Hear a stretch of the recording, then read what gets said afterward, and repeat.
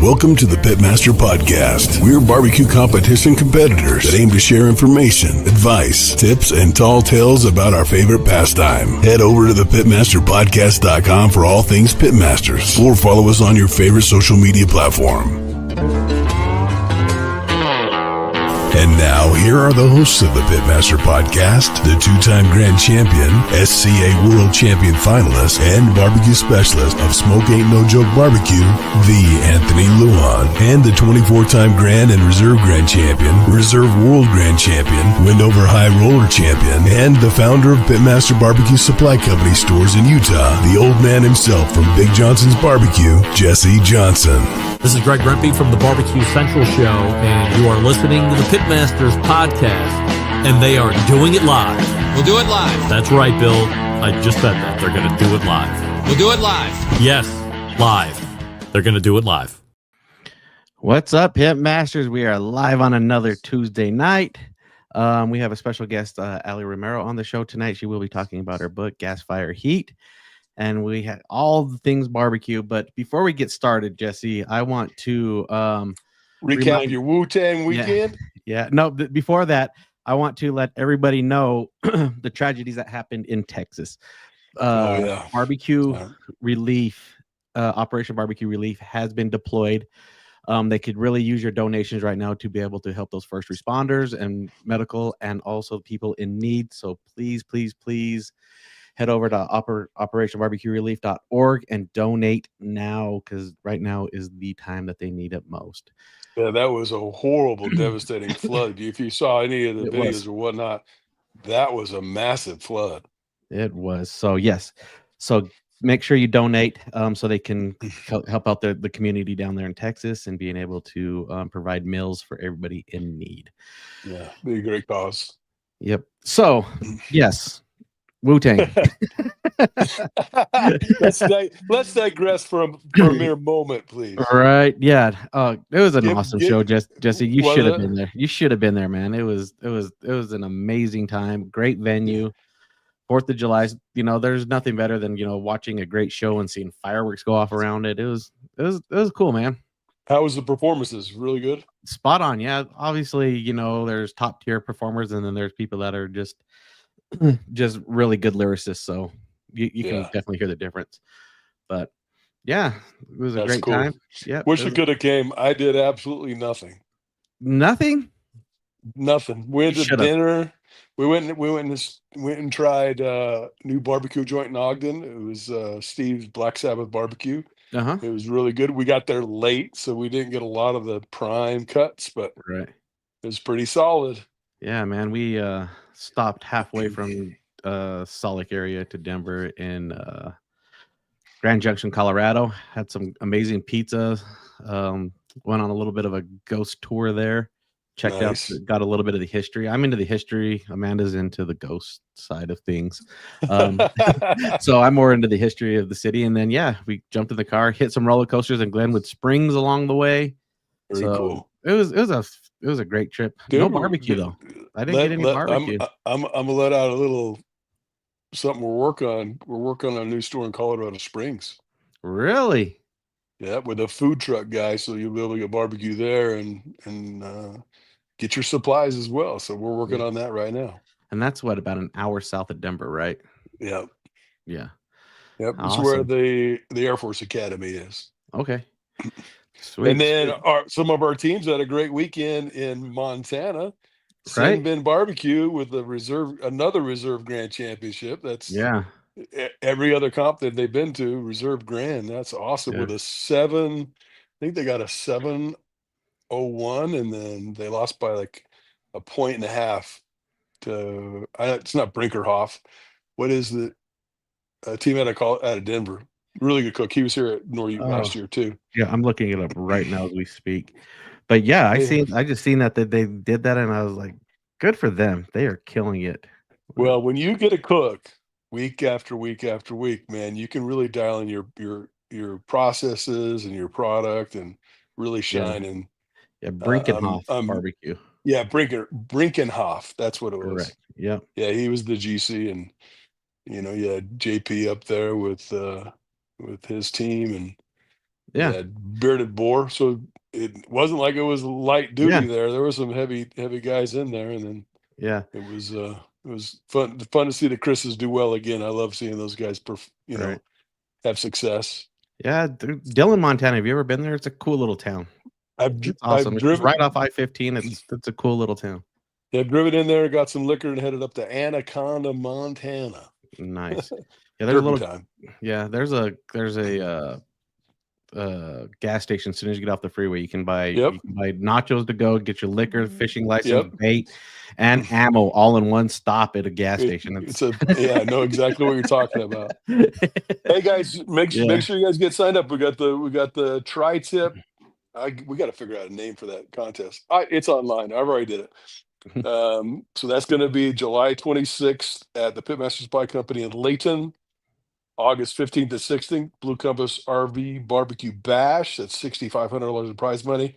And then August 30th is open as well. That's the Hooper Tomato Days, the one trophy I don't have. Got it. So, when you got to figure out how to get involved and try to win yourself a trophy. What you need to do is you take the winners and everybody can put up their trophies, and then auction them off. Yeah, the GC has to bring their trophies for a year at my place. Yeah, so we're gonna have a everybody who won GCs are gonna have a cook off, and then that way you have a shot to win. I've got some sponsored teams with a little bit of hardware from there, so I might have to do some finagling. Right. Yeah, there's not much going on with the SEA in Utah. It's kind of chilled out for this month. The next one is up in August. And just a reminder, everybody listening live tonight, this Friday is to get in on that Vegas competition. Yep. So be ready to be able to one click buy and get yourself spots. For Death Valley? No, that's for Christy Vanover's event. Oh, for Christy's event. Gotcha. Yes, exactly. So make sure you get signed up for that. But other than that, competitions in Utah are kind of slow. This weekend or next weekend? Blazing 47s next weekend. And next weekend, right? Unfortunately, I'm not going to go cook it. I'm going to go shoot tack. Nice. And that's on the 19th, correct? 19th and 20th, I believe. Is that correct? Yep. Correct. Yep. So, I don't know if you have time to get signed up for that. You might be able to, so get signed up for that. And I think they're only at 23 or 24 teams last time I heard, so they need a couple more teams to get qualified, so get all signed up. Yep. So, well, cool. Well, let's go talk to Aly and see what this book's all about. Let's get some learning on. Right. Let me click the right button. We'll get going. We call it Thermapen 1, the first true 1-second cooking thermometer. Its unprecedented speed means Thermapen 1's responsiveness approaches the speed of thought. Because when you're plating the perfect menu or smoking the perfect side of barbecue, you don't have time to think about how your instant read thermometer is accurate to 0.5 degrees in 1 second or less, or how rugged and waterproof it is, or how big, elegant and bright the backlit display is. You'll just know it works, because our perfection powers your perfection. Seek perfection with Thermapen 1. Aly, welcome to the show. How are you? I'm great. Thanks for having me. Yeah, of course. So we're just going to jump right into it. It's kind of one of those things. How did you get in? Beautiful kitchen, though. By the way, that's a great kitchen. Thank you. Thank you. I was going to get creative and do this in my outdoor setup, but it's probably a humidity point of 98 out there right now. So your hair's just going to go. Yeah. Believe it or not, this was a 2-shower day. I was out for like an hour outside today, and it was like, all right, this has got to happen again. All right. Wow. Yeah, let's just talk about how you got into this whole cooking thing, being able to, jump on the grill. Let's just start from baseline. Yeah. So thank you for having me. My culinary journey really started around 2016, 2017, kind of as a second chapter for me, and decided to go back to culinary school after losing my dad in 2013, who was kind of the guy who got me into cooking over a glass of wine and building kind of the day around it. What are we going to have for dinner tonight? And then a place where the family could enjoy a meal together at the end of the day. And So really that was exploring, in culinary school, you're going across all different genres of types of cuisines, all different types of cooking. And at that point, I started my food blog website, which is alyromero.com. And it really just became a place for me to kind of share what I was learning in culinary school.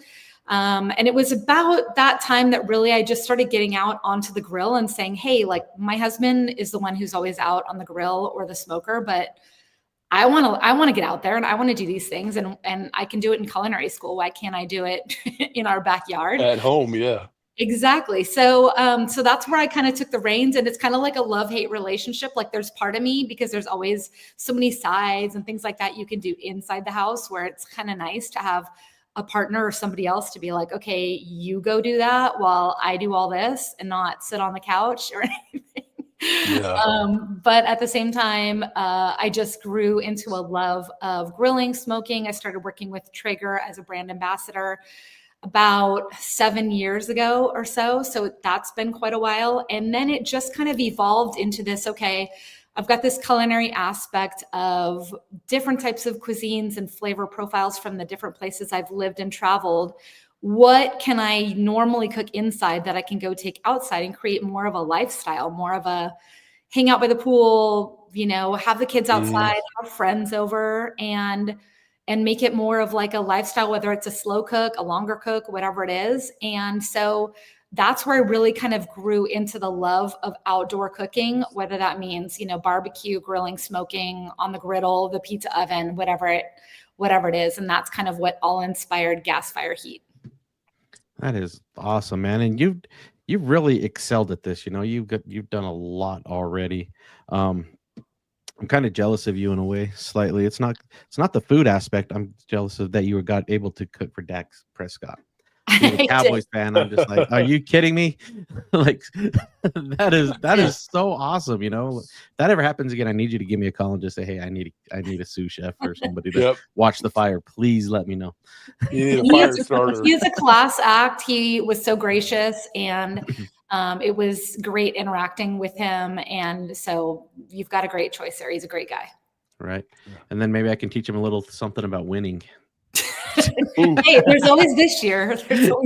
Yeah. I'm a Cowboys fan. I can say that. Right. Exactly. You're allowed. It's so sad. My husband's a Raider fan, so he's allowed to say the same thing. Right. That's awesome. So then, you got into this. You went to culinary school. You started cooking, and then what inspired a book? Well, it was kind of a long process. So starting back in 2016, putting it kind of out to the universe. And I just thought, okay, let's just kind of see where this goes. I'm not one of those who's going to like gatekeep recipes or, for me, food is such an enjoyment of life. I'm definitely in the camp of live to eat, not eat to live, which was something my dad always said. There's two kinds of people in the world. Yep. So it was more of I want to share it with the universe. Let's see where it goes, because why not? I mean, that's the beauty of, at that point it was just Instagram snapping a picture or whatever. It was easy. And then that kind of led into being called by a producer from The Chew, when The Chew was on ABC for the You on The Chew Recipe Showdown, which was an indoor cooking competition, but they kind of featured a street taco carnitas recipe versus another viewer. And my recipe won, but that was amazing seeing Chef Michael Simon and Carla Hall and, different studio judges try my dish and love it.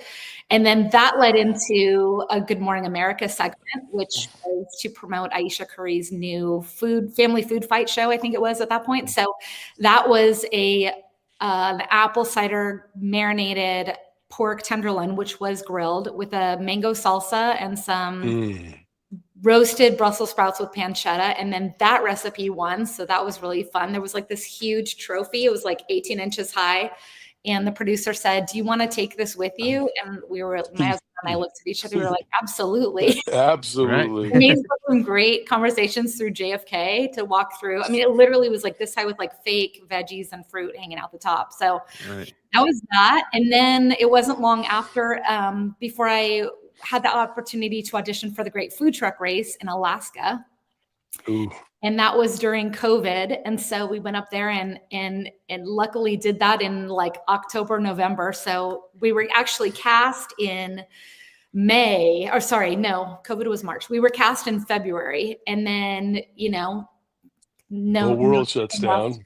To say about that. So it was like, we'll call you later. And 6 months later, the phone rang and they said, okay, we're casting for somewhere warm or we're casting for somewhere cold. And I said, definitely, we want to go somewhere warm. My team is still ready to go. And they're like, we didn't know where we were going yet. And within 24 hours of taking off, they were like, okay, you're going to Alaska at the end of October. Oh, and you're like, that's not warm. Yeah. No, that's going to be a little chilly starting in October. Yes. So that was the most challenging. And then that really led into getting the cookbook deal and working on that, which is really is a 2-year process. So it's a 2-year process of, all the recipes. I think there's like 80 recipes in gas fire heat, and it's all outdoor cooking.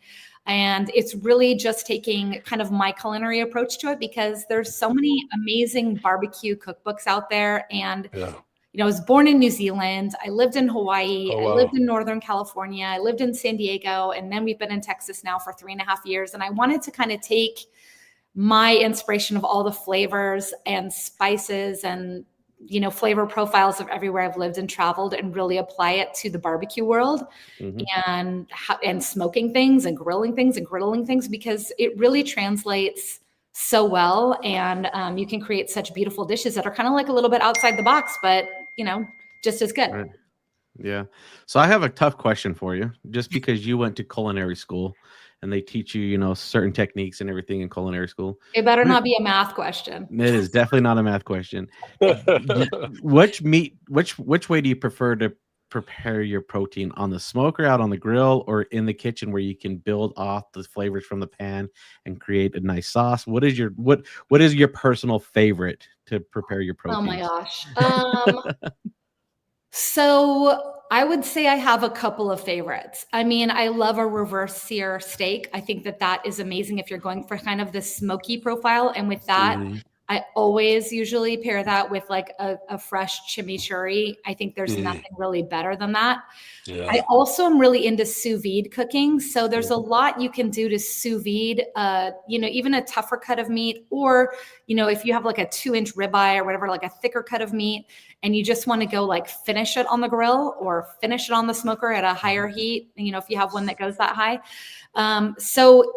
For me, it really depends on the mood, and it depends on, the weather in Texas. Right. And time. We were in the Bay Area. And so 9 months out of the year was like, okay, just go out to the grill. No big deal. I mean, here, like I said earlier, I was outside for an hour and it required a second shower. So that being said, it depends, but there's so much you can do inside. And then it depends too, because I'm a private chef. So sometimes people want, a nice bordelaise sauce, which is like a red wine reduction with shallots, and that's all done inside. But sometimes, I would say at least 6 months of the year, my focus really is to try to be outside and getting those amazing flavors and smoke. And like I said, the chimichurri, or like a grilled elote corn salad on the side, or even I've done like a smoked German potato salad. All of that to me is summertime. And so I love to be outside this time of year. Right, man. There's honestly my preferred. I cook a lot of steaks doing competitive steak cooking, but a brown butter seared steak. So good. So good. I mean, it's like, why go out, right? Sometimes it's like you eat what you cook when you know how to do it, and you're like, let's just stay home and open a nice bottle of wine and it's going to be better than 95% of the restaurants out there. Exactly. It's true. Unless if you pay the high end prices, I'm not gonna lie, going to Ruth Chris and having a great evening, and having somebody prepare a decent steak for you. Not saying it's great. I'm saying a decent steak, and just having them clean up after you do the dishes. Sometimes it's just nice to go out and do that. But it is nice. But we're not talking Texas Roadhouse quality. No. No. So with all of your travels in the different areas, in those different areas, what were the flavor profiles that kind of spoke to you when you were in the different areas?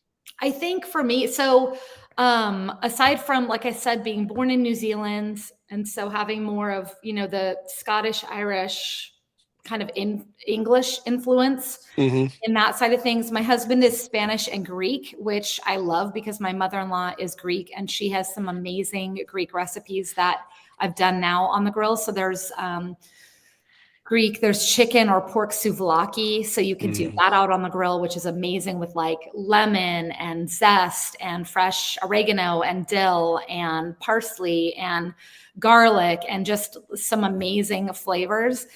But I really love Mexican food. I think living in California for so many years and then being down in San Diego, I was really spoiled by all of the great Mexican food flavors. And I think it's really just about those big, bold flavors and not being afraid to like aggressively season or aggressively like add some spice. If somebody doesn't like spice, like maybe they just try a little bit less of it. But I always want to have big flavors. So for me, I think my favorites, if I had to pick, would be Mexican or like Latin cuisine or Mediterranean Greek type cuisine, if I could pick anything for indoor or outdoor on the grill. Oh, that's awesome. There's nothing better than really good Greek oregano. It is so much more pungent and powerful.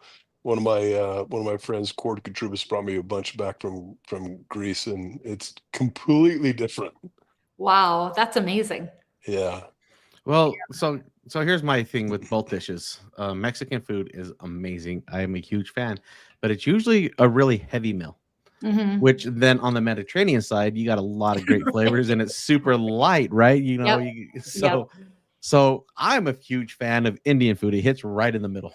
Oh my gosh, so good. So good. Yeah. I love it. Yeah. No, I mean, we try to do a lot of balance, and I think that that's kind of like the key.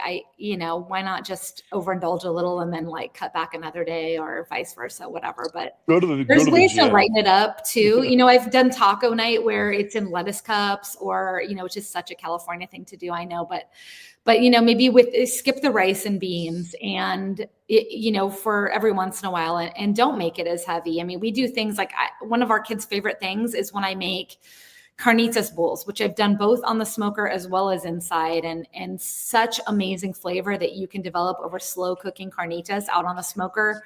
And then I do just cook up some basmati rice, and then you can even crisp it up at the end if you want under the broiler to get some crispy edges, and throw on a tomatillo salsa, some pickled red onions, some cotija cheese, cilantro, and lime. And that's not a super heavy. That's like a glorified, better, healthier Chipotle, right? Yeah, it's true. Better street taco. Yeah. Have you ever actually made true carnitas with, the manteca and then kind of frying them or slow cooking them in the manteca? No, I have not. That is that is the traditional street taco style. So once again, not light. Yeah, fried. But yeah, it's not really fried either, Jesse. It's kind of more, they run it right around. It's like a fry, like almost braising in oil. Yes, exactly. That's exactly what they do. Yeah. And man, it's next level when they do it that way, because you get that crispy edge. Absolutely delicious. So what they do is how they do is they chop up the pork butt, and then they have the fat, the bacon area, what us competition guys call it. They trim that off and they cube everything up, cook it in there. Then they braise it for a while, and then they bring up the heat right before it starts to fry. That's when they pull it out, and then it'll crumble in your hands. Then they take that fat and then throw it right in there and make the chicharron with it. So it's amazing. Amazing. You're making me hungry, Anthony. Yep, I know. I do like a crispy version, but it's not like, I mean, I do I'll after I shred it, when it's cool enough to shred into like bigger chunks, I'll stick it under the broiler, just like in a cast iron pan with some, vegetable oil or whatever. I mean, same kind of idea. No vegetable oil. No vegetable. No. Go with beef tallow or something. Beef tallow, I know. There you go. I have beef tallow. Yeah, I know. Probably better. It's way better. More flavor. Yeah, it really does. But the work to make it is a lot. Now you can buy it, which is super expensive, but I prefer making my own beef tallow for sure. Yeah. Yep. and smoked beef tallow is the best. Yep. Make your own store. I got six quarts in the ghetto fridge. Yeah, I have some stored up too. Yeah, do you guys freeze it, or do you just keep it in the fridge? fridge. It's fat. It's not gonna go bad when it's sealed in the fridge. Yeah. Right. I just don't know. I just thought about that. I've had some in there for like 4 months. I was like, I wonder if it's still good. Well, think about bacon. Your mama's bacon grease on the side of the stove. It's there for the whole year. Not my mom's, my grandma. It's always grandma. My mom. My mother always had bacon grease. Oh yeah. In a can or in a dish.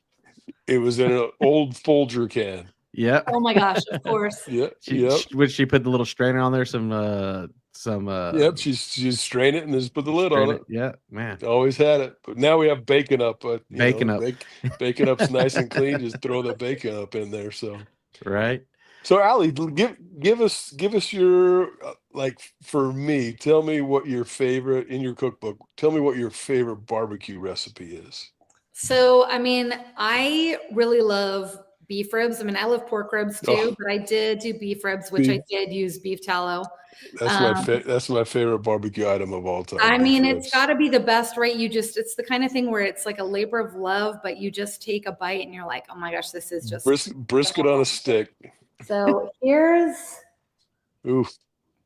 my beef ribs. Am I getting it there? Yes, you are. Big old dino ribs. There you go. Yep, dino ribs. So love it. That's probably my favorite as far as the most rewarding. One of my favorite recipes of all time. It's just so good. It's just always a crowd pleaser and always such an amazing thing to put together, especially here in Texas, right? The beef rib. Yep. And is it like a 50-50 of coarse and coarse pepper? What's a little bit of the base of that recipe there? Yeah, I use a lot of coarse pepper. I usually, well, again, it depends. So I'll do salt, pepper. Sometimes I make my own where I add in like some garlic powder, onion powder, salt, pepper, and kind of stick with more of that type of seasoning if I'm making my own. But yeah, definitely like a peppery bite, especially for something like that or for brisket for sure. Yeah. Right, especially how rich it is, right? You want something salty and peppery to cut through that. Yeah, you have to again season that aggressively, right? Yes. You gotta have flavor.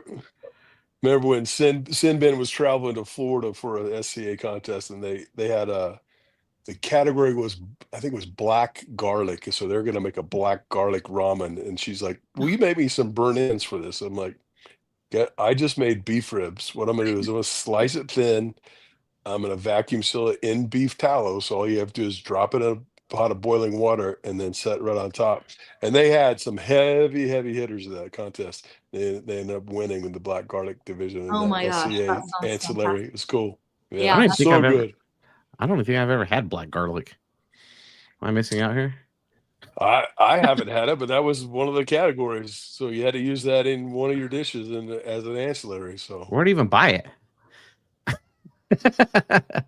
We have some specialty food stores around here. I never see it. Yeah, I don't. I would try an Asian market. Probably, yeah. I've just never heard of it or even used it. I'm like, how are they gonna have an SCA category or something that not really anybody knows of? But I guess it worked. Right. But doesn't that sound good though? Black garlic beef rib ramen.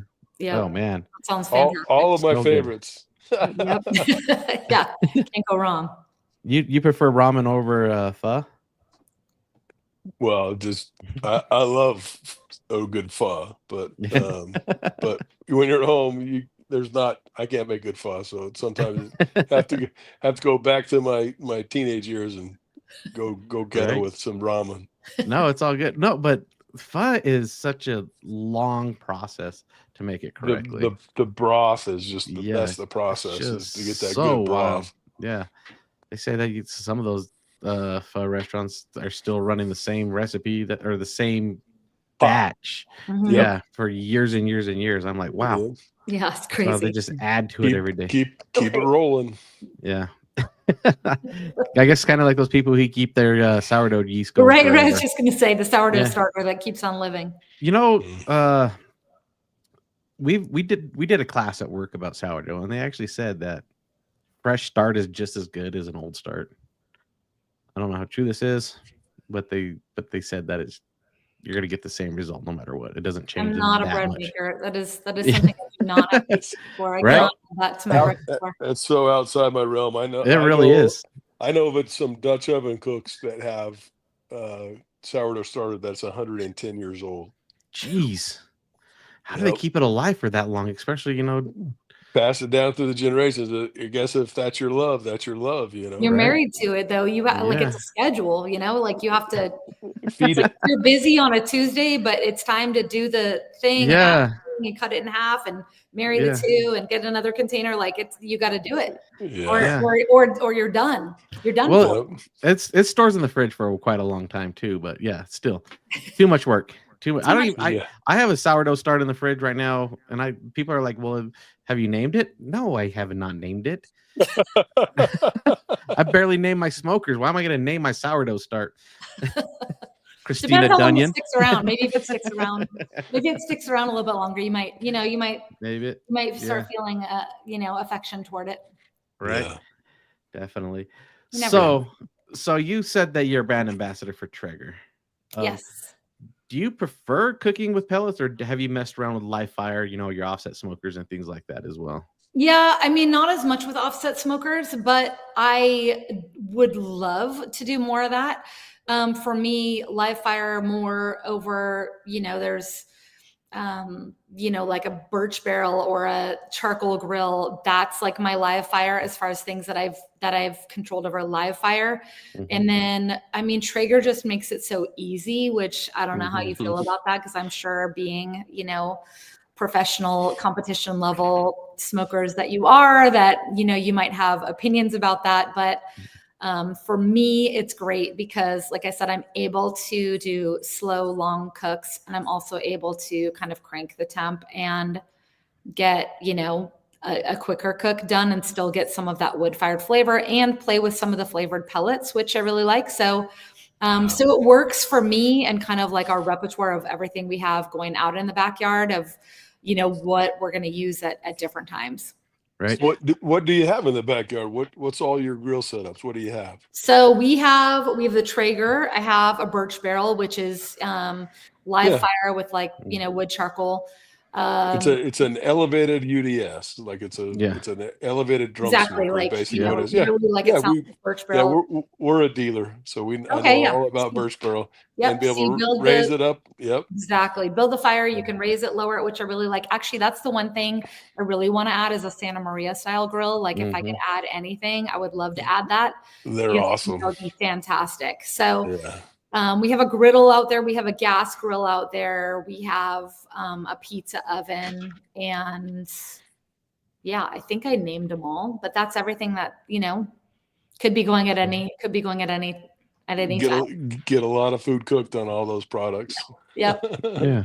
How is Birch Barrel doing? They came out hot and heavy, and I haven't heard much from it lately.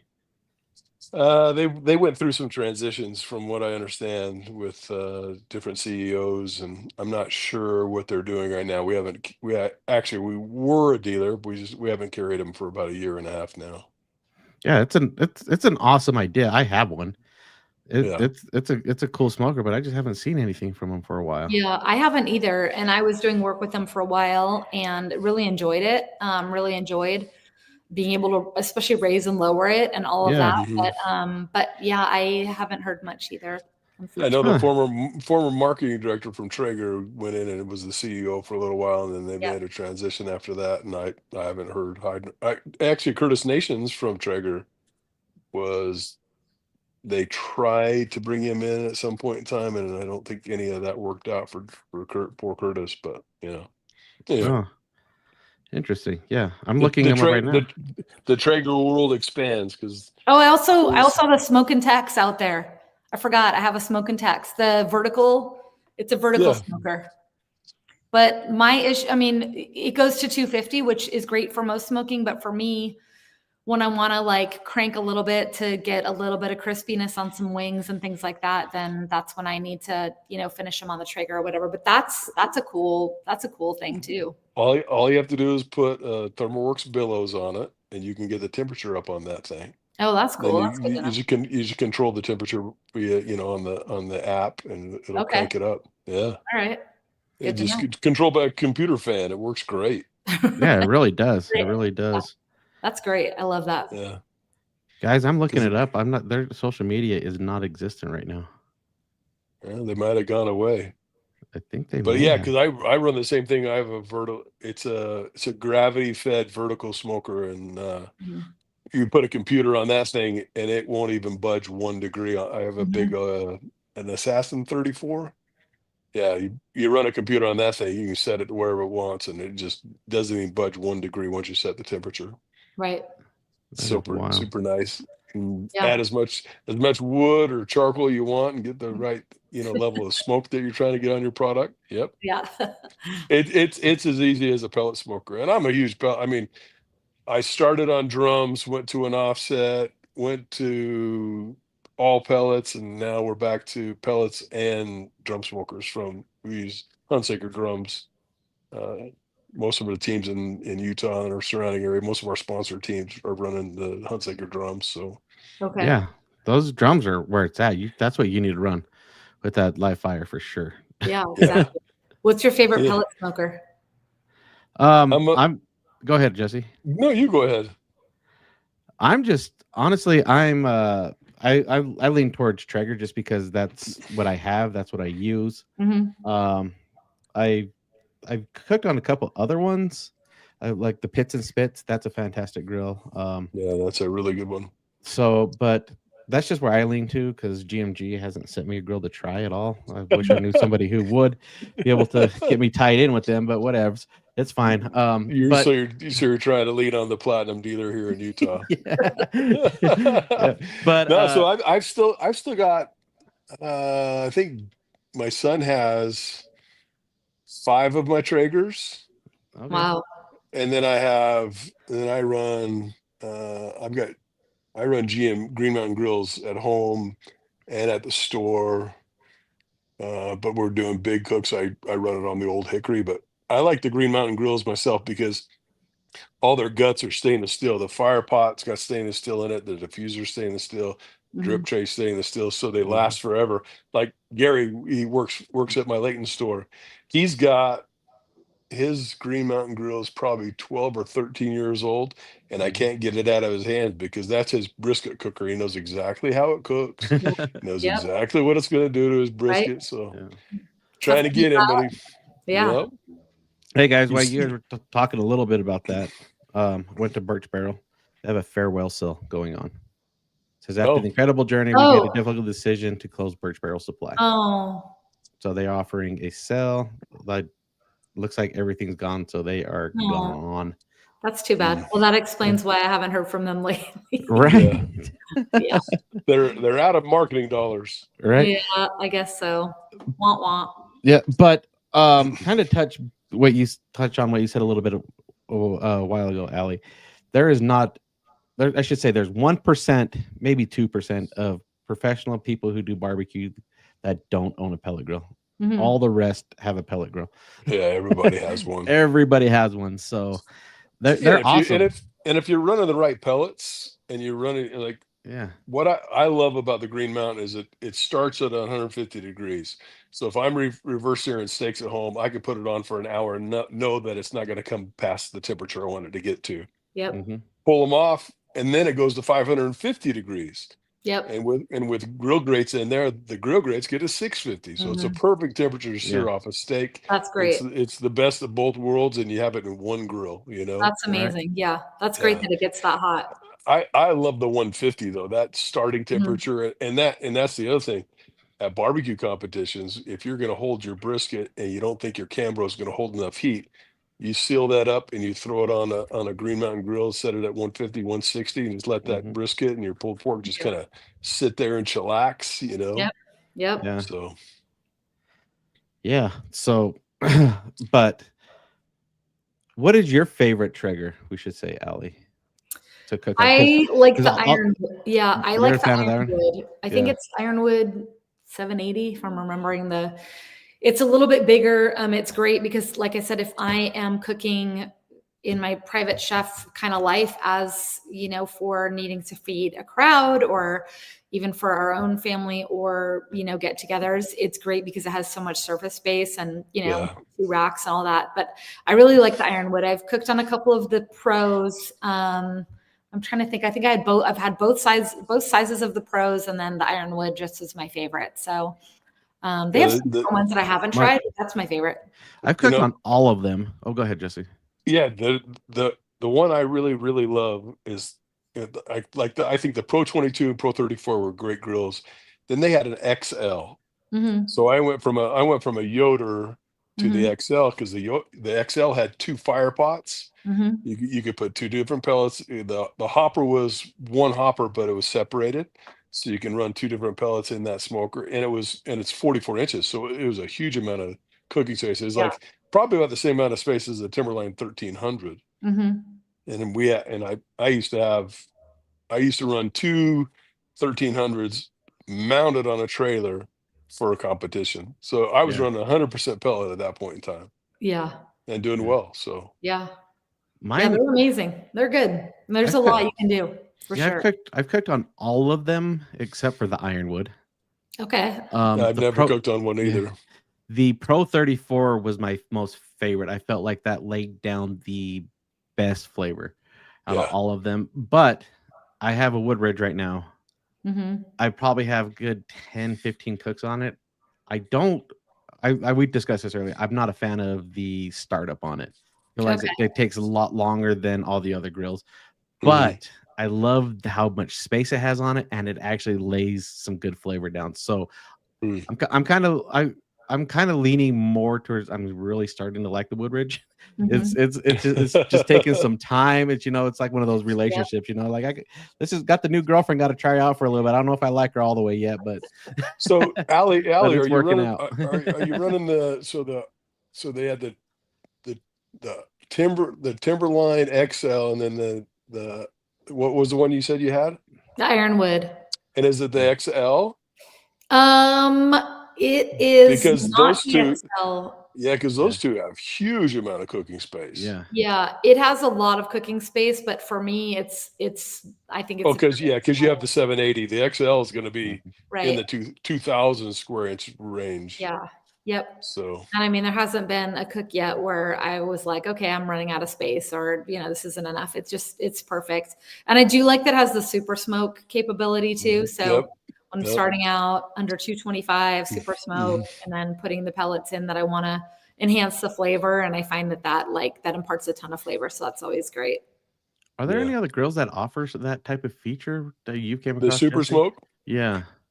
No, just if you run a pellet smoker under 200, you're going to get a significant amount of smoke anyway. And that's like you run the Green Mountain grills at 150, you're going to get a significant amount of smoke. Once you get to that 225 range, everything's going to start to clean up. And that's what I really, really loved about the Timberlines, that you could run 225 overnight for long cooks for competition and put an insane amount of smoke on them and then bump them up in the morning to finish off your product. And it was awesome. So, but you can do this. You can do the same thing with most other smokers. I think Camp Chef has the Woodwind Pros, so you can actually put wood chunks in that. And that adds quite a bit of smoke into the chamber. And I got some customers that are running those now, and I've actually had customers replace their Yoders with the Camp Chef Woodwind Pros, the 36. It's a big grill. It's nice, a lot of space, but you can put a significant amount of smoke on your product.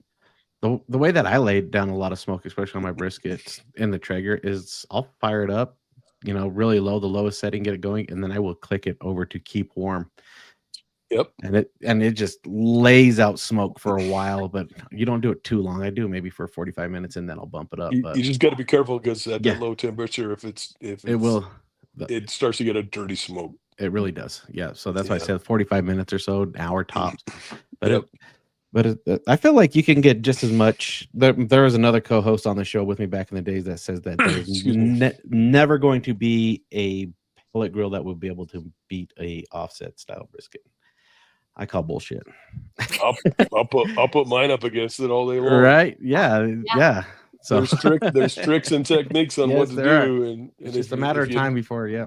If you don't know, you don't know. Exactly. So we've got a lot of tricks up our sleeve. If I wanted more smoke, I'd take a long piece of cherry, like a branch that's dried, obviously, and I'd stick it in the corner of my smoker and let it start to smolder sitting there and adds a bunch more smoke to the chamber. Instead of using a smoke tube, now you can just throw a smoke tube in, light your pellets, and you're off to the races. Is this with the pellet smoker you did this with? Yeah. Because that was your hot zone was in the corner. Yep. Obviously. I put it in the back left corner. So check this out. Smitty from Loot and Booty Barbecue. He's a big Green Mountain Grill guy. Yeah. In the old diffusers, there was in the fold. So underneath your drip tray and underneath your racks, there was a little fold in your diffuser. He would put a stick down there, and because it's right next to the heat, and add more smoke to his chamber. Interesting. One of the coolest hack I had heard, but I'd been doing it differently, but it's going to run a little cleaner smoke down in the bottom right there. That is awesome. That's why that guy's so good. Yeah. Man, you can't beat that guy at a competition. If he shows up, man, you just pick the best you can and pray. Hope for reserve grand champion. Yeah. Something bad happens. Yeah. You're like, I hope you lose power, Smitty. Give me a shot. Yeah. But it never happens. He always has a backup plan. He's a military guy. They have the backups for the backups. So. For the backups. Yeah. Disciplined. Exactly. But yeah, so Aly, let's focus back on that book. All right. We digress. Yeah. Tell me how many, I guess. I'm looking at your website, but I was just wondering, what are the categories in your book? So when we're going through the table of contents, what can we expect to find in your book? Yeah, it's broken out into, it's pretty easy sections. So it's appetizers, and then it goes by proteins. But there's so many things. So there's like a buffalo chicken dip that I did on the smoker. Ooh. And then you've got, smoked queso with chorizo and poblano peppers. Oof. Just like so many like fun, creative things that you can do out on the grill or the smoker. This is one of the most popular dishes that everyone keeps telling me that their family is making. These are just smoked chicken thighs over like a summer succotash. So with corn and, green beans and zucchinis and a splash of red wine vinegar and some basil in there. So that's, again, like another one we talked about, balance. That's another great one that's like kind of a light summer dish. The Hawaiian influence, this is one of my other favorites, is a huli huli chicken skewers. Ooh. So huli huli in Hawaiian huli huli, yeah. Huli huli huli chicken's off the chain. Huli huli. Mm-hmm. So yeah. Huli huli with the barbecue sauce, which really incorporates like a little bit of sweetness and pineapple and brown sugar, but then a little bit of heat. So a little bit of sriracha, something like that. So and then I've done some really cool things like, getting into chicken. So this is like the smoked gochujang, so more of an Asian influence, barbecue chicken. So, just there's so many fun things that you can do out on the grill or the smoker that really kind of like just go into all these different, flavor profiles I did. And this is my husband's favorite. So I created this for him for Father's Day. He likes a double cut pork chop. So I did a double cut pork chop with a bourbon peach jalapeno glaze. So that was right. Now you're speaking to us. We're bourbon guys. Yes, right. And it just goes on and on. So there's 80 of those recipes in here. And it's just, I feel like they're approachable. They're things that are not like overly complicated. Even like paella, right? You can do paella on the smoker. Yep. You do paella on the smoker and get a great result and get a lot of smoke, flavor added in there. I just want the crispy edges. Yes. So it's really, like I said, it's a diverse collection of places I've lived and traveled and I love big flavors. So it's like, okay, how can I take this and either like add a special spice to it or a special cooking technique or something to really just elevate it to that next level. So it's not just kind of like here, but it's more like, how can we just kind of bring it up a notch? Right. Yeah. So excluding, like brisket, your ribs and maybe pork butt, what is the prep time and average cook time of most of your recipes in your book? Are we right around an hour and 30? Probably. If you take those out, I think, usually prep time, I'm thinking usually is about 15, 20 minutes. And then a cook might be like 30 minutes. And then if there's like a sauce or, you're putting together a chimichurri or you're putting together some sort of a side. I mean, I think that usually you're kind of within that hour and a half time frame, aside from the longer cooks or longer braises. But I've even done like pork chili verde out on the smoker. That's fantastic. But, you know, that's something that you need to, you know, let it go for a while, but it's phenomenal. So it just depends if you've got weekend time or you've got weeknight time. But most of the recipes I would say in the book are going to be more weeknight geared. And then there's obviously the longer cooks on the weekends that if you want to delve into something that's longer, then that's available too. Right. Just because I bring that up, because there are some, we've had some other people on there that have their other people on the show that have had their books, but there's a book out there, Tuffy Stone's Cool Smoke Book. An amazing cook. He's an amazing barbecue guy, but his recipes, we're talking, you know, it's long reduction times, you know, long times, but there's a reason behind his style of cooking, because he was a French trained chef that turned barbecue. So he's bringing all that training into his barbecue. So his recipes are going to be a lot longer. We're talking a couple hours, but then we also have Smitty. A lot of his barbecue stuff, excluding the big cuts, but if we talked to him, they were pretty quick, weren't they, Jesse? Straight to the point, super easy. So it all depends on what you're looking for when selecting a cookbook. And yours I think is right where it should be, you know, learning how to do stuff without taking a long time.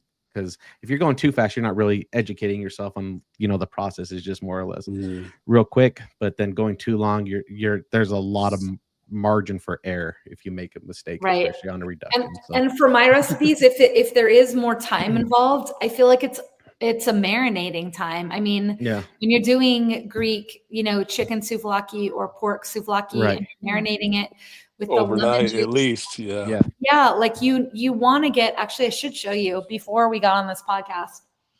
I did I wasn't planning to show you, but I will, because it's plated so pretty, because it's actually going in this next cookbook. So I did like a Filipino chicken adobo that thighs. Can you see that? Now we're losing juices. I marinated this.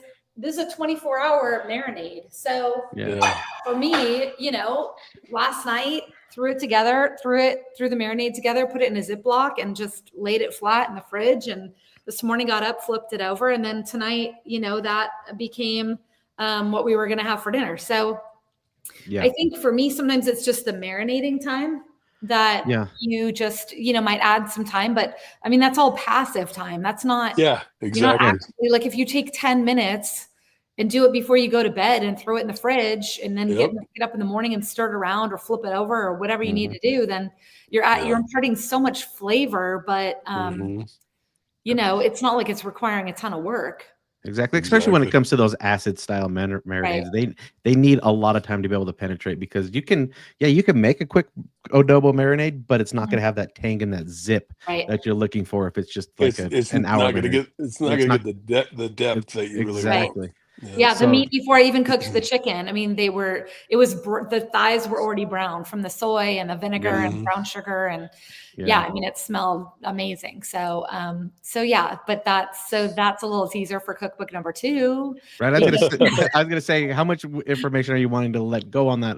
What are the baselines on book number 2? You know, maybe a pre-sell here kind of, but what should we be expecting with the next book? So with book number 2, gas fire heat kind of naturally went toward some of these places that I've lived and traveled where I've been inspired by these different flavor profiles. And so I didn't mean for it to go there. It just, when I think of what I know or what I've eaten or what I've enjoyed eating or what I want to recreate at home of something that I enjoyed so much, it kind of went that way. I would say maybe like 50% of the way through gas fire heat, maybe possibly more, maybe 60-40. But my publisher Familius really wanted me to kind of lean into that. So because fusion cooking has been around for such a long time, but barbecue fusion, I feel like there's still so much to do there. Like you're kind of starting to see some of it, but I feel like there's still more to uncover. So we really kind of decided to lean in to that concept on book number 2 to stay with the outdoor cooking. Grilling, smoking, barbecue, griddling, all of that, but really just taking it and saying, okay, how can it be barbecue, but how can you add an Asian twist, or how can you add, and of course, these are all my interpretations. I mean, I'm not claiming to be, okay, I'm the specific, right. I know everything about what it means to cook in Spain, or Yeah. what I'm saying is that these are flavor profiles that maybe have influenced my style of cooking. And then I've taken those and kind of said, okay, now what tastes good to me? And how can I kind of say, okay, I'm going to incorporate these two types of flavors and make them come together. I mean, something the other night I did a low country boil. So I did a low country boil in gas fire heat, right? I did a low country boil. It was great. But then I was like, okay, I want to do something that's a little bit different. So the other night I actually made these kind of like low country boil inspired skewers. So I made these skewers, I grilled them, and then I made like a miso butter. So you've got tons of umami flavor.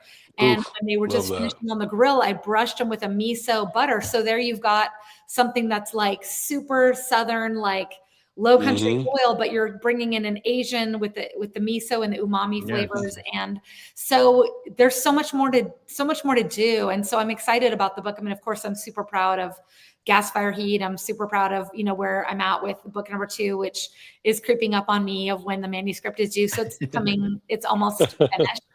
Awesome. But I do pour my heart and soul into it. It's a 2-year process, and publishing Gas Fire Heat in June of 24 and then having the new book published in fall of 26 really is back to back. Yeah, it really is. In the book world, it definitely is for sure. Yeah, it's a lot of cooking going on, and grilling and barbecue and trying things and tasting things and saying, okay, is this going to work? Or, Right. Exactly. So if you had a tip for a beginner or an intermediate cook at home that's cooking in live fire or out on the patio, what's kind of like, what do you think would be the biggest tip that you can give them to help elevate their food? Well, I think something you touched on earlier, which was, you said that you have a friend who now knows the smoker or knows the grill like the back of his hand. And I think especially when you're dealing with a grill or you're dealing with live fire, our grill has some hot spots that I've discovered. It's like, maybe don't close the grill lid on medium high and walk away to go clean a dish. Right. Gotcha. Like, you're going to have some sort of a flare up. You can have some burned chicken, everybody's had that kind of thing happen. I think it's more just trying things, not being afraid of, what's might happen. You might stumble into something that you really love. And there's no right way to do it. Doesn't have to always be like infusion type cooking anyway. I'm sure in competition, there's like, okay, this is like the exact way to do it. But I feel like there's so much room for creativity where that's how people learn things, right? It's like, maybe it's by mistake, or maybe you just tried something different and all of a sudden it came out better. I mean, I started with the 3-2-1 method of the Traeger ribs, right? Like everybody's like, oh, it's the 3-2-1 method. Well, I've done something where, I've tried to say, okay, if I want to start it on super smoke for 3 hours, but I want to start it at 225 pork ribs I'm talking about. And then when I go to wrap, like maybe I go to 250, but I'm only going to wrap them for an hour and a half. And then I'm going to sauce them and I'm going to go 275 and I'm going to go 30 minutes. And now I've done, 4 hours instead of 6 hours, but I'm getting a lot of the smoke. I mean, when you're wrapping them in foil, how much of that smoke is really getting through? There's different ways where you can get to a similar result. For me, I like a rib where I can take a bite and, you can see your teeth marks and it's not like falling off the bone. And I find that sometimes when you overcook in that second stage of the wrap, where you'll have a fall off the bone, rib, which is great if you love that. But there's no, like, who says that, like, okay, you love it like that, but somebody else might want a little more, toothsome feel to it. Or, there's different ways to do things. So I think that's the biggest thing, is just maybe go off recipe, and maybe just once you kind of make things a few times by the recipe and you've tried it like that, say, okay, well, what can I do to improve this? Or what maybe could I add? Or can I add some cayenne? Or can I add some smoked paprika? Or can I add some chipotle and adobo to really give like a back note smoky flavor to a dish? And and just kind of get creative and have fun with it. I mean, I just happen to love it. I love being outside. I love grilling, smoking, all of it. So for me, it's fun. So, you know, I would be terrible at making a cookbook. If, for example, let's just say ribs. I'm a color, wrap, and then temperature guy. We're gonna cook it to the color that looks good. Yeah. Then we're gonna wrap it. We're gonna probe it, and when it gets to the certain temperature, then we're gonna go for tenderness after that. Right. And you can't write that down. What is the perfect tenderness? People have a variance on that. Right. So. And that's the thing about a cookbook too. I mean, somebody can have like a chicken breast or a chicken breast. So it's just like, you always kind of have to say, okay, the recipe, I think, you know, Chef Thomas Keller said at one point, you know, a recipe is a guide. Like you do have to still use your instincts. You need to use your sight. You need to use your smell. You need to use your, in this case, meat thermometer, right? Which is a great tool to have. Your thermoped. Yes, you know, exactly. And you need to use some common sense with, okay, does it look ready? What does the thermometer say? Just because the recipe says to pull it at 30 minutes or whatever doesn't necessarily mean you just do that. It just means it's a guide, and you have to sometimes judge based on how thick the piece of meat is, how, you know, how big the steak is, if there's, you know, bone in, bone out, whatever it happens to be. So definitely there's got to be room for having your own instincts kick in. Yeah. Sweet. Well, cool. Can you just let everybody know where they can follow you and being able to purchase that book as well? Yes. So I have a website. It's www.alyromero.com. You can subscribe. I have a recipe going out usually about twice a month. So it's not like a big spam situation, but I would love to send you more recipes for free. Some of those are inside, some of those are outside. That's just kind of like on the side. I'm also on Instagram, Aly Romero, and Facebook, Aly Romero Private Chef, where you can see some of my different private chef dinners that I do from like 10 to 20 people in the Dallas-Fort Worth area, and have a lot of fun with that facet of my business as well. Perfect. That's fun. Well, thank you so much for spending the evening with us. We're going to get out of here, and we really appreciate you hanging out with us tonight. Yeah, appreciate your time, Aly. Thank you so much. Thank you so much for having me. I really had a great time. Thank you. Good. Thank you.